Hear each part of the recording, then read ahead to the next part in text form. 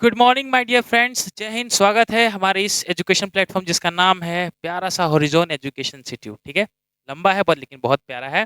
और हम अपने प्रैक्टिस सेट जो पहले प्रीवियस चलते आ रहे थे, और अभी तक प्रीवियस ईयर क्वेश्चन नहीं, previous chapter, previous practice chapter नहीं, जो हम लोग ने 7-8 लमसम शायद आई थिंक किया है।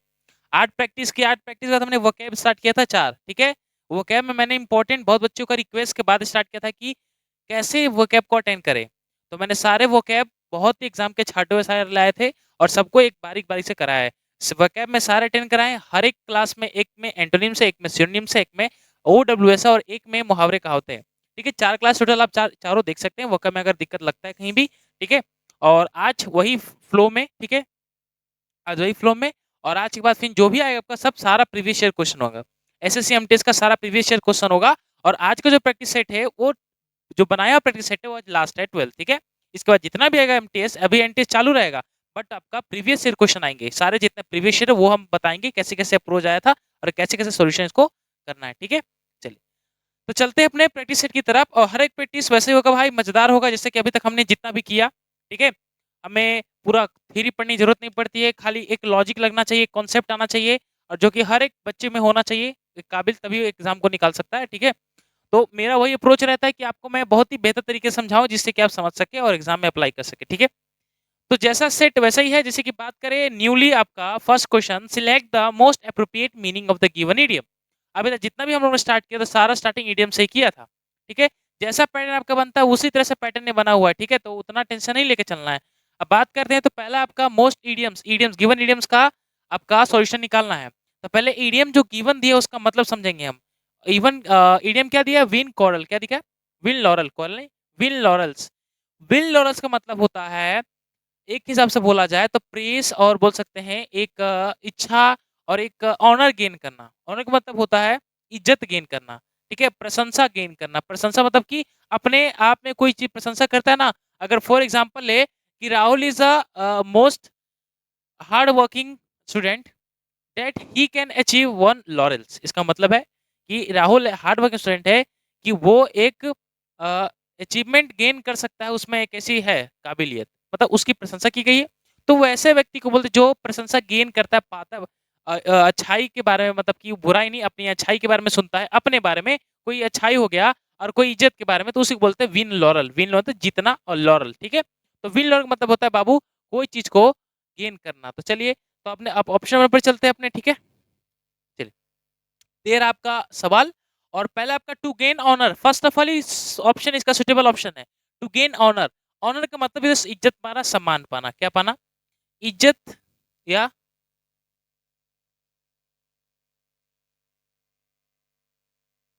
इज्जत पाना या सम्मान पाना को बोलते हैं बाबू टू गेन अ ऑनर। ठीक है, बोलते हैं ना टू गेन अन ऑनर, याद रखिएगा। तो पहला ऑप्शन में सुटेबल है, 100% यही होगा। टू पनिश का मतलब होता है डांट देना, तो ऑप्शन नंबर आपका बी गया। टू बी डिसीव, डिसीव भी गया आपका। ठीक है, टू चेंज, चेंज भी गया, ऑप्शन नंबर डी भी गया। ठीक है, क्लियर हुआ बात को, बहुत इजी था। पहला ऑप्शन हो गया टू गेन ऑनर को बोलते हैं सम्मान पाना। विन लॉर्ड का मतलब होता है सम्मान अचीव करना, सम्मान, किसी द्वारा सम्मान को ग्रहण करना। ठीक है, चलते अपने नेक्स्ट क्वेश्चन नंबर 2 पे। क्वेश्चन नंबर 2 क्या कहता है, बहुत इजी है। क्वेश्चन नंबर 2 कहता है बाबू कि select the most appropriate antonyms for the given. क्या एंटोनिम्स दिया है। और बाबू जितने भी नए बच्चे हैं वो तो चैनल को सब्सक्राइब कर ही लीजिए, बट उनके लिए एक इन्फॉर्मेशन मैं बताना चाहता हूँ कि इस चैनल पे वोकैबुलरी का जो झंझट था, कि बच्चे, बहुत बच्चे को जो डाउट था, मैंने वो खत्म कर दिया है। लेटेस्ट 4 जो सवाल मैंने किया, जो 4 वोकैबुलरी क्लास किया है, वो उससे आप देख सकते हैं कि मैंने किस तरह वोकैबुलरी को पढ़ाता हूँ। वहां पे आप वीडियो जाके देखिए, SSC MTS वोकैबुलरी इंग्लिश लिखा होगा, रेड कलर का थंबनेल होगा, 4 क्लास होंगे, वो चारों क्लास एक बार देख लीजिए कि मैं किस तरह वोकैब को पढ़ाता हूँ। अगर वहां से लगे तभी इस क्लास में ज्वाइन करिएगा। मेरा वोकैब का मकसद है कि आपका ग्रामर तो स्ट्रांग होगा ही होगा, वो तो उसमें कोई बात नहीं है, लेकिन मेनली वोकैब पे फोकस करना है, क्योंकि वोकैब ही है कि आपको मार्क्स में ऊंचाई पे लेके जा सकता है। ये कड़वी बात है लेकिन सच्ची बात है, समझ गए, कि वोकैब ही ऐसी चीज है कि अगर आप बहुत बढ़िया ज्यादा याद करते हैं, तो वही आपका मार्क्स गेन करने में और मार्क्स इंग्लिश में बढ़ाने में मदद कर देता है। अदर देन अगर आपका ग्रामर की बात करें, एरर की बात करें, फिल इन द ब्लैंक्स की बात करें तब। ठीक है, तो कम से कम ये चीज ज्यादा याद, जितना ज्यादा याद कर सके उतना ही आपके लिए लाभदायक है, प्रॉफिटेबल है। जितना कम याद करिएगा उतना ही सीमित रह जाइएगा, मतलब सीमित मतलब कि एक जगह पे रह जाइएगा। तो आप जितना इसको एक्सप्लोर करते रहिए, वोकैब्युलरी में कहीं मत रुकिए, जितना आता है मीनिंग को याद करते रहिए। अगर अच्छे लेवल का एग्जाम आपको क्रैक करना है तो वोकैब्युलरी में स्ट्रॉन्गेस्ट बनना है आपको, ठीक है। जब वोकैब्युलरी में आप स्ट्रॉन्ग बन जाएंगे तो आप इजीली चीज को पकड़ पाएंगे। चलो, तो बात करते हैं मेरा बताने का तरीका क्या होता है। पहला बात, जैसे कि वर्ड सबसे पहले आपका एक्सरसाइज, क्या है यहाँ पे, एक्सरसाइज। दूसरा वर्ड है आपका डेंटी। पहले आपका एक्सरसाइज। एक्सरसाइज का मतलब क्या होता है? तो एक्सरसाइज से मतलब, एक्सरसाइज का मतलब होता है जादू टोना, ठीक है। क्या होता है बाबू? जादू टोना बोलिए, या इंग्लिश में बोल सकते हैं, बहुत ही अच्छा वर्ड है हमारा, मिरेकल। आपने सुना है मिरेकल? अजूबा बोल सकते हैं, मिरेकल मतलब इसका सेंस है, ठीक है। तो एक्सरसाइज कैसे मैंने याद किया था, एक्सरसाइज। एक्सरसाइज से मैंने याद किया था एक्सरसाइज। एक्सरसाइज मैं कर रहा था अपने अंदर में, मेरे को आता नहीं था एक्सरसाइज, लेकिन मैं अपने अंदर करने लगा, मतलब मेरे अंदर जादू टोना होने लगा, ठीक है। इस तरह अप्रोच याद रखिए। आई थिंक वोकैब्युलरी बहुत ही इजी तरीके से याद करने का यही एक मेथड है कि अपने आजू बाजू के सराउंडिंग कैरेक्टर को पकड़िए और उससे रिलेट कर दीजिए, ठीक है। तो एक्सरसाइज का मतलब जादू टोना बोल सकते हैं, ट्रिकली बोल सकते हैं, ठीक है। अनहोनी बोल सकते हैं, स्ट्रेंज स्ट्रेंज स्ट्रेंज थिंग्स बोल सकते हैं, ठीक है। तो बात करते हैं इसका, हमें एंट्री ढूंढना है। एक है जादू टोना मतलब कि एक मिरेकल बोल सकते हैं, जुआ बोल सकते हैं। तो पहला आपका अराइवल, दूसरा आपका नेक्रोमेंसी, तीसरा आपका एबॉलिश और चौथा है आपका हार्डवर्क। अराइवल का मतलब होता है पहुंचना, ठीक है। क्या होता है? अराइवल का मतलब होता है पहुंचना। तो ऑप्शन नंबर आपका ए तो पहले गया।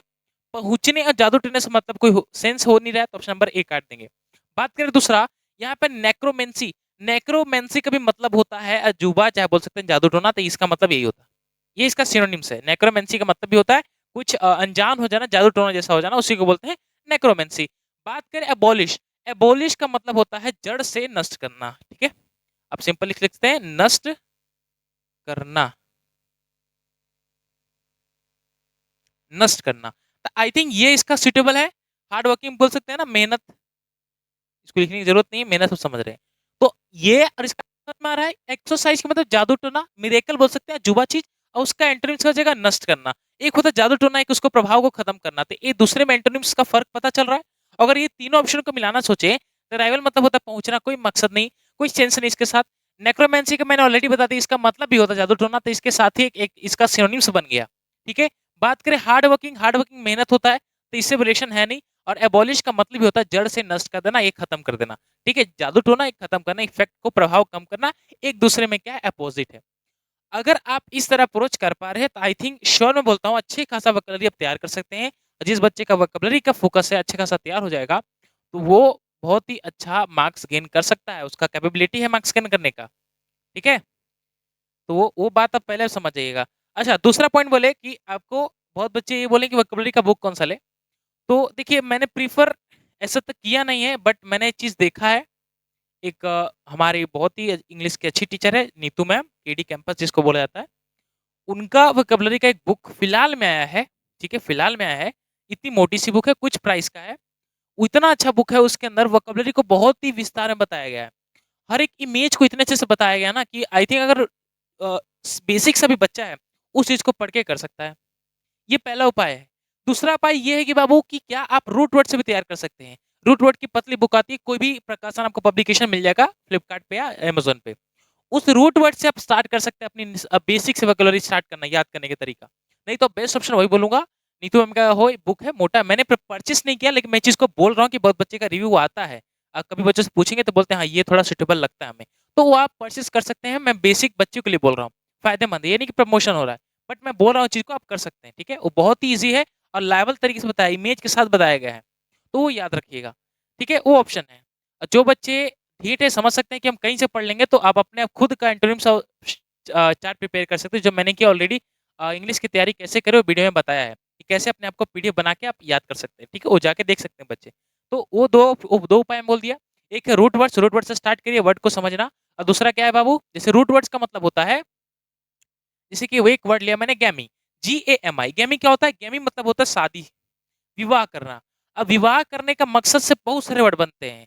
मोनोगेमी, मोनोगेमी, पॉलीगेमी, ठीक है, बाईगेमी आपका आ जाता है, जिरेंटोगेमी हो जाता है, चाइल्ड सॉरी आपका ठीक है, पॉलीगेमी हो गया, मोनोगेमी हो गया, बाईगेमी हो गया। इतने जितने भी गेमी सारे जितने भी वर्ड है आपके, वो सब इनके साथ आ जाते हैं, ठीक है। तो एक रूट वर्ड से आपने गैमी पढ़ा, गैमी से बहुत सारे रूट को याद कर लिया।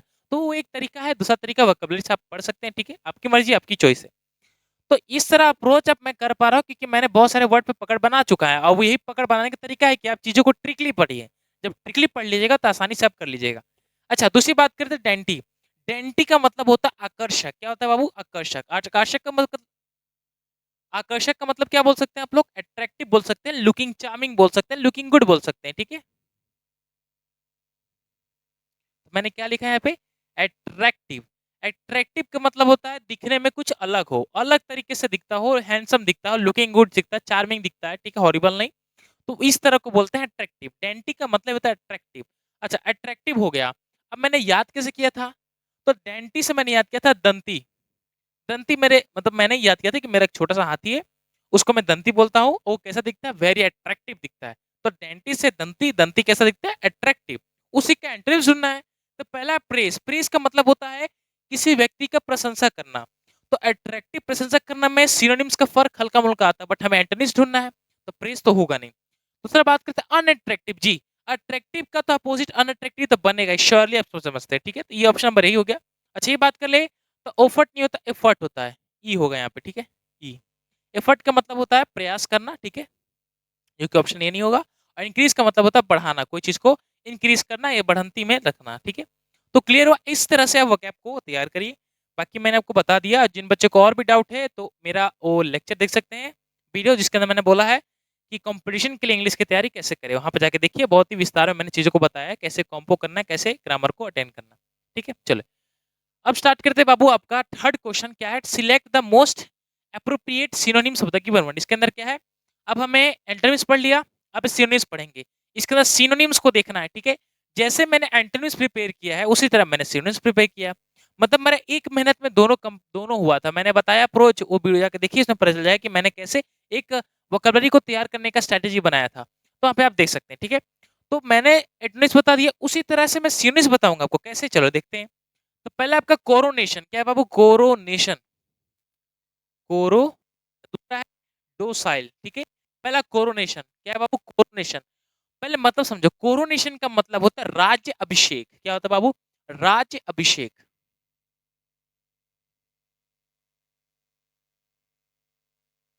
क्या होता है? राज अभिषेक बोलते हैं ना, जब मुकुट पहनाया जाता है, महिष्मती बाहुबली मुकुट पहनाया जाता है कि आपसे मैं बाहुबली, सॉरी, मैं बाहुबली, यह क्या कौन सा साम्राज्य था? महिष्मती साम्राज्य का वंशज लेता हूँ, ऐसा बोलता है ना डायलॉग जो होता है। मतलब उस समय पे क्या हो रहा है? उसकी क्राउनिंग। क्राउनिंग का मतलब होता है, सॉरी, क्राउनिंग बोला, कोरोनेशन का मतलब होता है राजस्व। उस व्यक्ति को राज दिया जा रहा है, ठीक है? ठीक है, राज देने का वादा किया गया।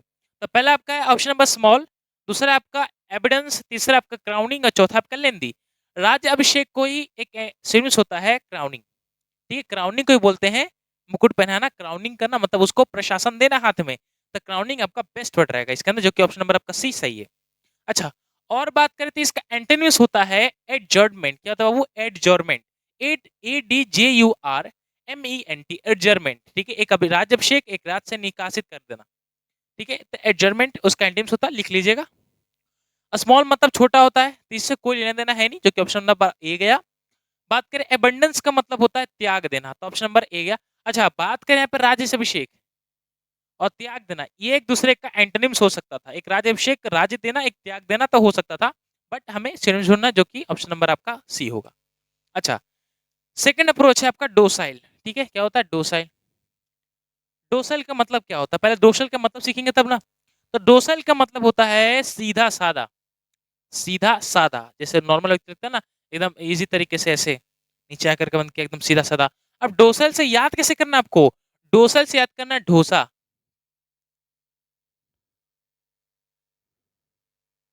डोसा, डोसा कैसा होता है? खाया आपने? डोसा ऐसे ही होता है ना, ऐसे ऐसे ऐसे ऐसे गोल होता है, ठीक है? बस इस पे एकदम चपाटी अलग तरह का फ्लेवर रहता है। ये थाली में परोस दी गया, चटनी दे दी गई यहाँ पे, ठीक है? फिर उसमें बोर बोर के खाओ, तोड़ तोड़ के खाओ, इसके अंदर आलू रहता है, ठीक है? वो डोसा। तो डोसा, डोसाइल से डोसा। डोसा कैसा है बाबू? डोसा होता है सीधा साधा। सीधा साधा ऐसा होता है। सीधा साधा को बोलते हैं डोसाइल, ठीक है? और सीधा साधा का इंग्लिश क्या होता है? सीधा साधा का इंग्लिश क्या होता है? अब तो अगर इसका सिनोनिम्स बनना करेगा तो बहुत सारे सिनोनिम्स बनते हैं। एक की बात करें तो मैं 1000 वर्ड बोल सकता हूँ ऐसे। अगर बात करें बड़े को कितने सारे वर्ड आप जानते हैं? बिग को कितने सारे सिनोनिम्स जानते हैं आप लोग बताइए? खाली ये बिग सुने रखे हैं, बिग और स्मॉल, बिग मतलब बड़ा, स्मॉल मतलब छोटा, यही समझते हैं? या बिग मतलब बड़ा, बस इतना ही आता है? अगर मैं बात करूँ इसके पोल खोल दूँ अगर आपका ये विशाल, विशाल मतलब कि बहुत बड़ा, बिग का सिनोनिम्स बहुत सारे बनते हैं। गिगनेटिक का मतलब होता है विशाल, मैसिव का मतलब होता है विशाल, ठीक है? आपका कोलोसम का मतलब होता है विशाल, टाइटेनिक का मतलब होता है विशाल, ह्यूज का मतलब होता है विशाल, बिग का मतलब होता है विशाल। देखो कम से कम 6 वर्ड बता दिए, तो ये 6 वर्ड कैसे पकड़ोगे? धीरे-धीरे मेहनत करके पकड़ोगे। उसी तरह तो सीधा-साधा को बोलते हैं ओबीडिएंट, ओबीडिएंट का मतलब होता है ये, इसका मतलब होता है सीधा-साधा। और एक होता है एंटोनिम्स होता है स्टबबोर्न, स्टबबोर्न का मतलब होता है जिद्दी व्यक्ति। कैसा बोन? स्टबबोर्न, STTUBORN, स्टबबोर्न, स्टबबोर्न का मतलब होता है जिद्दी व्यक्ति। और सबमिसिव का मतलब होता है दब्बूपन व्यक्ति, मतलब दबा हुआ व्यक्ति, सीधा-साधा बोल सकते हैं। ठीक है? ओबीडिएंट क्या होगा बाबू? सीधा-साधा। ये ऑप्शन नंबर ए होगा। क्लियर मतलब साफ, जो कि ऑप्शन नंबर सी गया। एबंडेंस मतलब त्यागदान, ऑप्शन नंबर बी गया। और एक्मी, एक्मी का मतलब होता है शिखर, ऊंचाइयों पे होना, ठीक है? उसको बोलते हैं एक्मी, ऊंचा, ऊंचाइयों पे होना उसको बोलते हैं एक्मी, ठीक है? याद रखिएगा। चलिए बढ़ते हैं अपने क्वेश्चन नंबर 4 की तरफ। 4 एक बार जरा देखिए, मैं तब तक थोड़ा सा पानी पी लेते हैं। फिर आपका इडियम्स है, इडियम्स पे ध्यान दीजिएगा। 1 मिनट, ठीक है? चलिए करिए।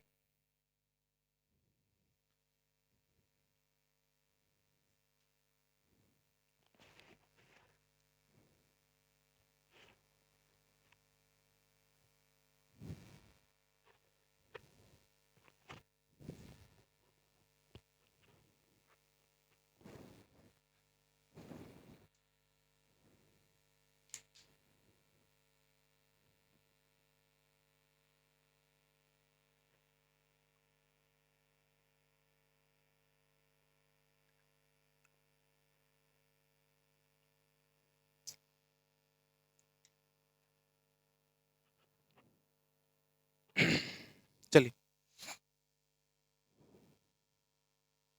चलिए बढ़ते हैं, ठीक है? तो आपने एक बार लुक कर लिया, ये भी इडियम्स था। फर्स्ट ऑफ ऑल क्वेश्चन में भी इडियम्स था। ये है आपका इडियम बाबू कि select the most appropriate meaning of the given idiom. अब इसका नाम है टू कम अ क्रॉपर। क्या है बाबू? टू कम अ क्रॉपर, ठीक है? क्या है? टू कम अ क्रॉपर मतलब क्या होता है? चलो देखते हैं। तो टू कम अ क्रॉपर का मतलब होता है सफलता पाना, असफलता होना, ठीक है? ठीक है? असफल होने को बोलते हैं बाबू, असफल होने को बोलते हैं टू कम अ क्रॉपर। और क्रॉपर से कैसे याद करोगे इडियम को? टू कम अ क्रॉपर से तो टू कम अ चॉपर याद रखिएगा। क्या याद रखना है? इसका ट्रिक क्या रखना है? To come a chopper, trick क्या याद रखना है? कॉपर से याद रखिएगा, टू कम अ चॉपर, ठीक है? चॉपर मतलब हवाई जहाज। वो आ रहा था बट वो क्या हुआ? फेल हो गया। क्या हुआ? फेल हो गया। फेल का मतलब लैंड नहीं कर पाया, असफल हो गया, ठीक है? फेल मतलब कि लैंड नहीं कर पाया, आ रहा था चॉपर बट वो लैंड नहीं किया, असफल हो गया, फेल हो गया। अब इसे याद कर सकते हैं बिपिन रावत से, जिनका आपके सीडीएस थे भारत के पहले, जिनका देहांत इसी दुर्घटना से हुआ। तो दुर्घटना से आप इस चीज को याद कर सकते हैं। टुकामा चॉपर, चॉपर आ रहा था बट वो लैंड नहीं हुआ, फेल हो गया। तो उसी तरह ये चीज है। तो टुकामा क्रॉपर का मतलब असफल होना। पहले आपकी डू डू वर्क, क्या है बाबू? टू डू वर्क मतलब काम करना, नहीं, ऑप्शन नंबर ए गया। कम क्विकली, जल्दी आना, नहीं, ऑप्शन नंबर आपका बी गया। To catch a dangerous person, किसी खतरनाक शत्रुता से भिड़ना, या बोल सकते हैं खतरनाक दुश्मनी को पालना, ऑप्शन नंबर आपका सी गया। अब बच गया ऑप्शन नंबर डी, जिसका मतलब है टू फेल कंप्लीटली। जिसका मतलब क्या है बाबू?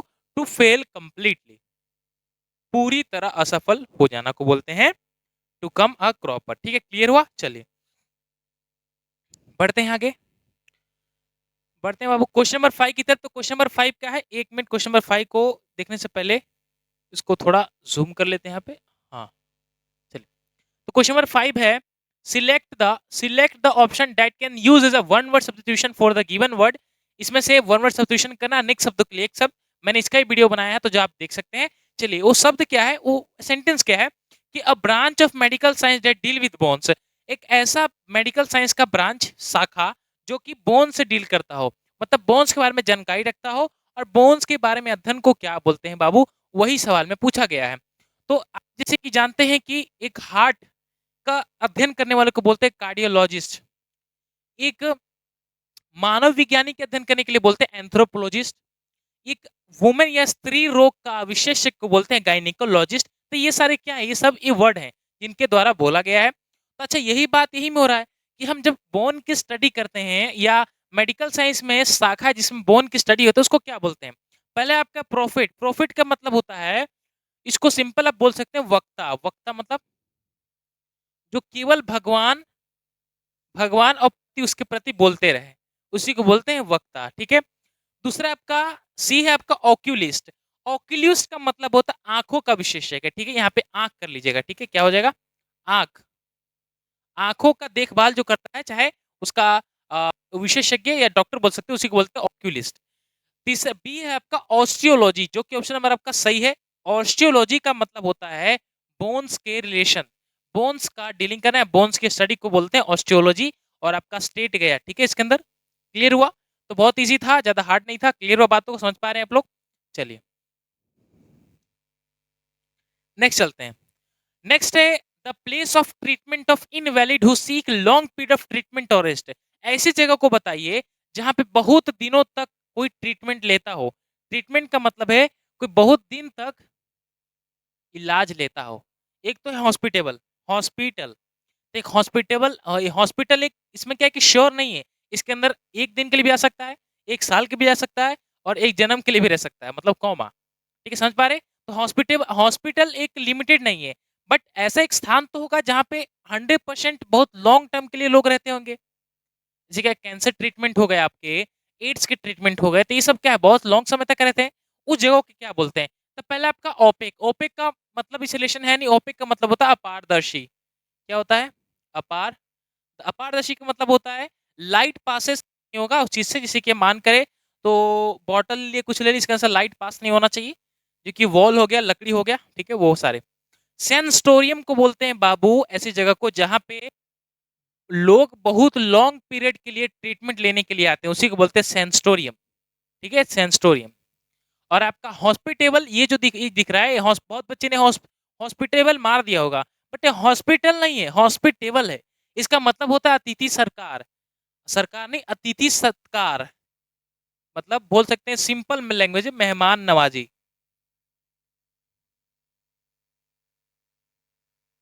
जब किसी व्यक्ति बोलते हैं ना, जब मेहमान आते हैं तो मेहमान नवाजी में लग जाते हैं। ठीक है, अतिथि को सत्कार देना, उसका खान पान पे ध्यान रखना, उसी को बोलते हैं हॉस्पिटेबल। ठीक है, वो मतलब उसका सेंस अलग है। और सोलिलो का को बोलते हैं जो अपने आप में बकते रहता है। ठीक है, कुछ ही बड़बड़ाते रहता है, पागल जैसा बिहेव करता है, उसी को बोलते हैं सोलिलो क्वाई। सेंसोरी में याद रखिएगा, एक ट्रॉमा सेंटर होता है।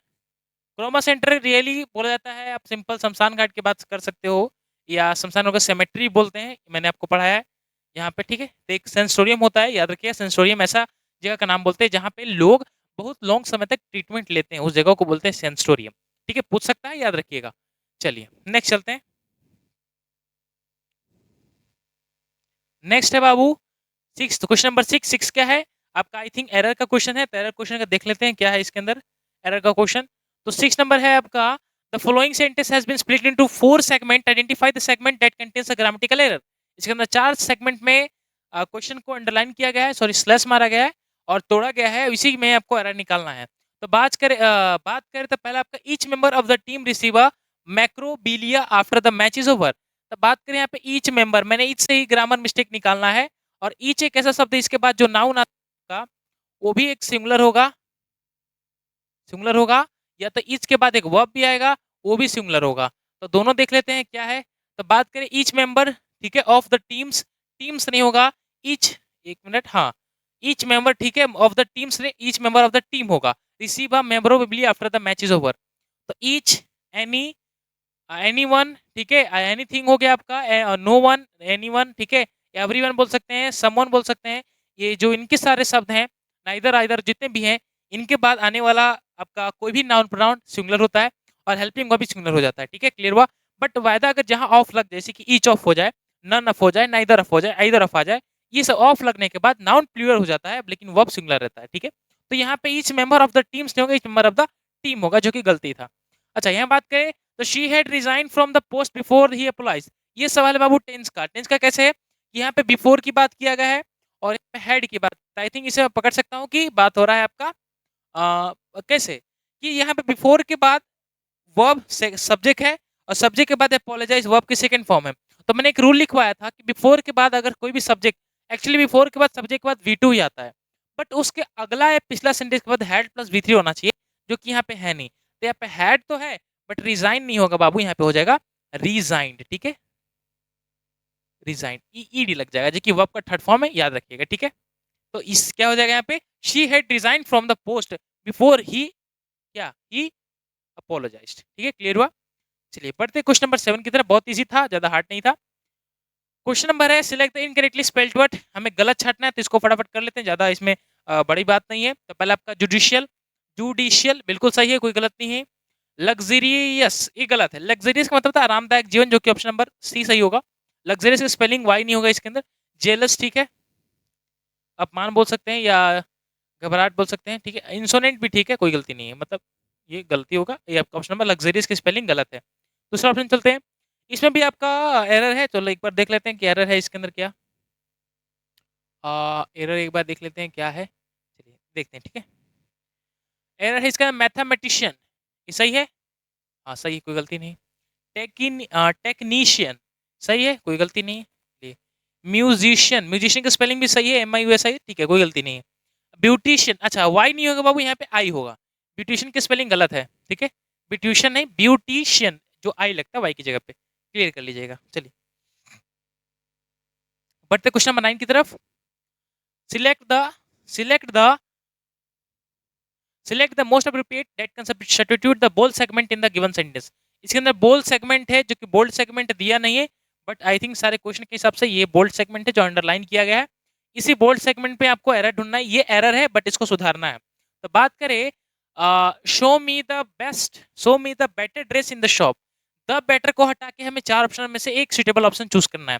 तो पहले तो बात द बेटर के साथ गलत है। ठीक है, द बेटर के साथ गलत है। अब बात करते हैं यहाँ पे, तो ये जो बात हुआ बाबू, एक बार बताता हूँ, कोई भी पोजीशन केस में, मैंने चीज पढ़ाया है आर्टिकल में, कोई भी पोजीशन केस में सुपरलेट थर्ड डिग्री का यूज नहीं होता है, याद रखिएगा। जैसे कि योर, इसे बोल सकते हैं कि Rahul gave my my the best in your exam. क्या लिखा है मैंने, राहुल गेव, क्या बोल सकते हैं, I am giving my the best opportunity, I am giving my the best best opportunity.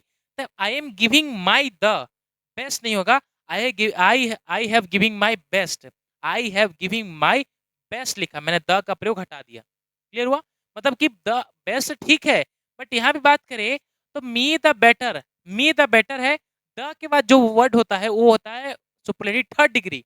और असल में द के बाद जो होता है वो थर्ड डिग्री का जिक्र होता है, और हम बेटर मतलब कि बेस्ट, बेटर, बेटेस्ट है।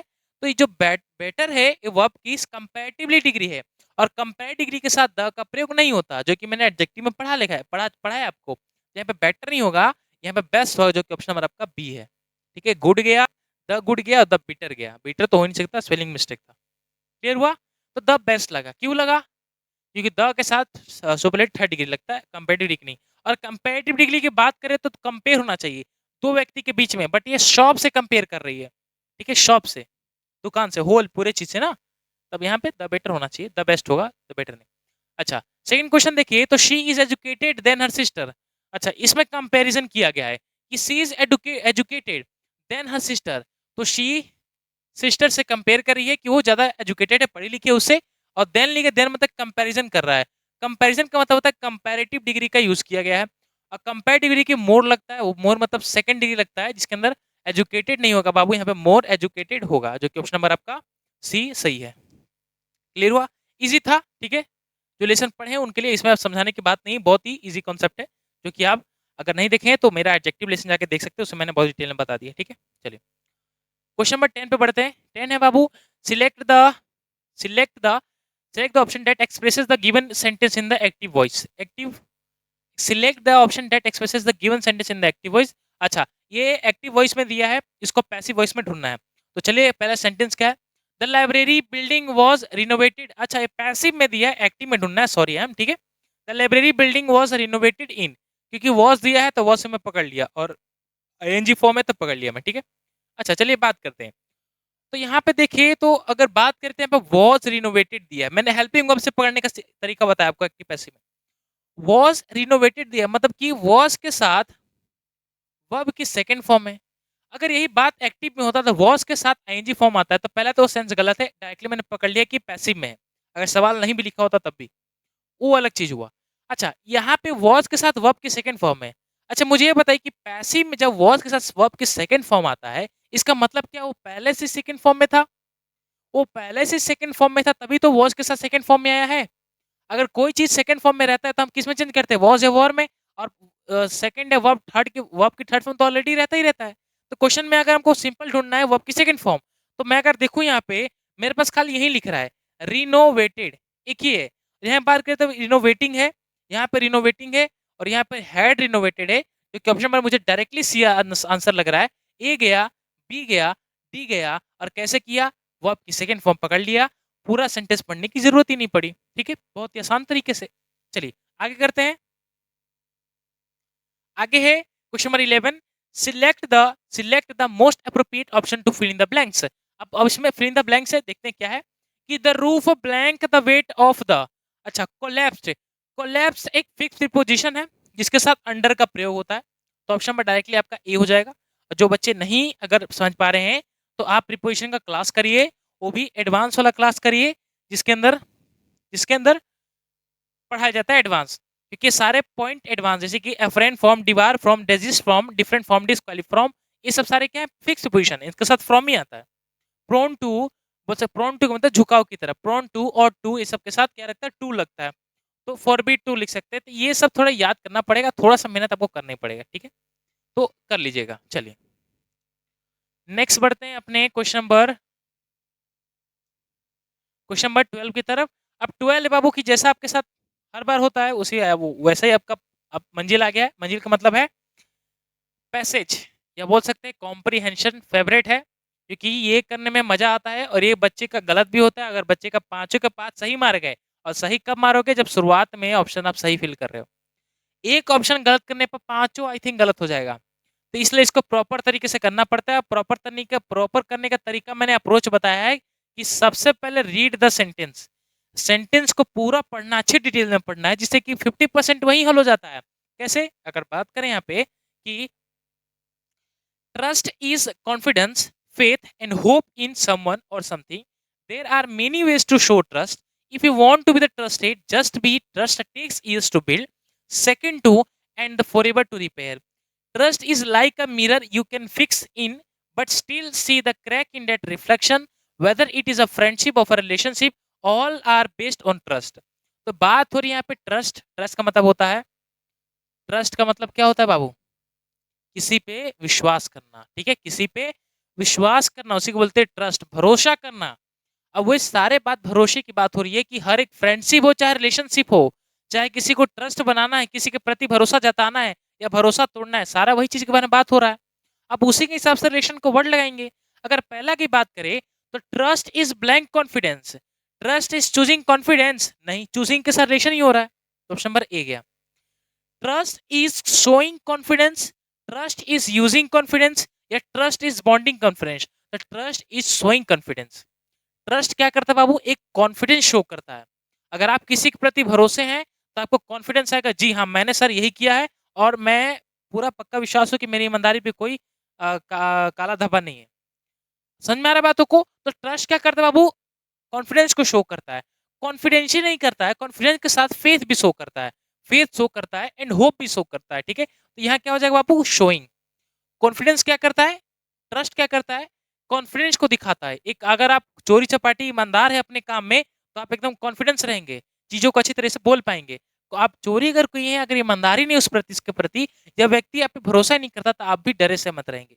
ऐसा लगा कि न क्या पता हो मेरे बारे में कुछ बोल दे, ये डर रहेगा मन में। तो वही बात होता है कि ट्रस्ट क्या करता है? दिखाता है अपने कॉन्फिडेंस लेवल को, फेथ को, ठीक है, होप को, आशा को, इन समन और समथिंग, किसी के प्रति। चलिए सेकंड पढ़ते हैं। सेकंड है, इसको थोड़ा ऊपर कर लेता हूं मैं। सेकंड है,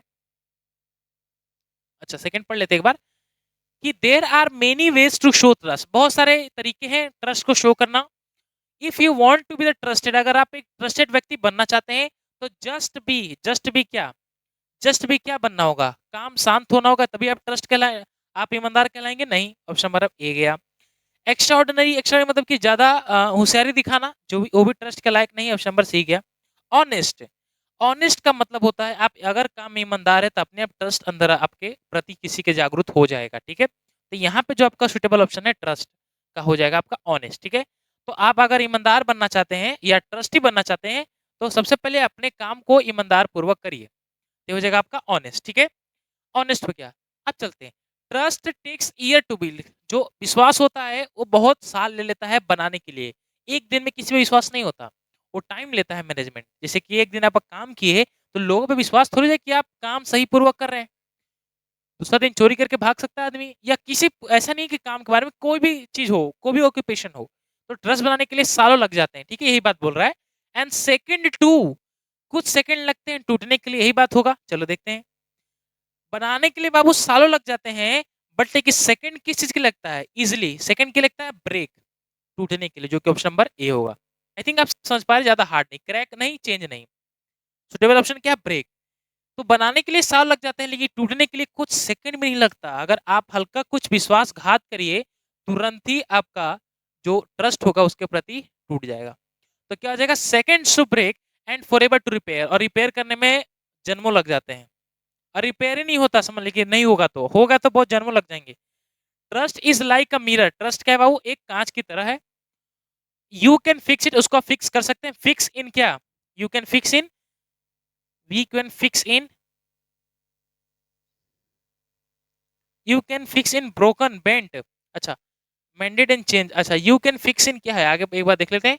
you can, you can, you can fix in broken but still is crack in the date. हाँ, ये रहा, you can fix in broken. हम ट्रस्ट को अगर टूट गया तो ब्रोकन को आप फिक्स कर सकते हैं, ब्रोकन को आप टूटा हुआ चीज को फिक्स कर सकते हैं। मतलब कांच से रिलेशन की बताया गया है कि टूटे हुए कांच को फिक्स कर सकते हैं। टूटे हुए कांच क्या आपका ट्रस्ट का एग्जाम्पल है। फिक्स तो कर सकते हैं लेकिन तभी भी उसमें रिफ्लेक्शन क्रैक की तरह दिखेगा, टूटे हुए कांच की तरह दिखेगा। बात सही है, बात तो सही है। ठीक हो जाएगा आपका ब्रोकन। टूटे कांच को आप फिक्स तो कर सकते हैं बाबू, लेकिन तभी भी उसके अंदर दरार जैसा रिफ्लेक्शन आपको दिखेगा, परिवर्तन दिखेगा, जो कि एक लगता है कि यहाँ बीच में दरार है। तो whether it is a friendship, नहीं कि एक दोस्ताना हो या तो रिलेशनशिप भी होगा, तो all all are based on the trust. सभी क्या है, भरोसे पे डिपेंड होता है। तो लास्ट ऑप्शन क्या है आपका, स्ट्रेटजीज है, ट्रिक है, प्रैक्टिस है और बॉन्ड्स है। तो बॉन्ड्स एक बार देख लेते हैं, सवाल क्या था हमारा। Bonds are based on trust, ठीक है। Friendship, relationship, all all practice, एक minute, all tricks, all practices, all bonds. तो ये हो जाएगा आपका, स्ट्रेटजी खत्म हो गया, ट्रिक गया, प्रैक्टिस हो जाएगा। सारे प्रभाव जो भी आप काम कर रहे हैं उस पर डिपेंड करता है कि आपका रिलेशनशिप और आपका फैमिली या किसी फ्रेंडशिप किस पे डिपेंड करता है, ठीक है। तो ये क्या हो जाएगा,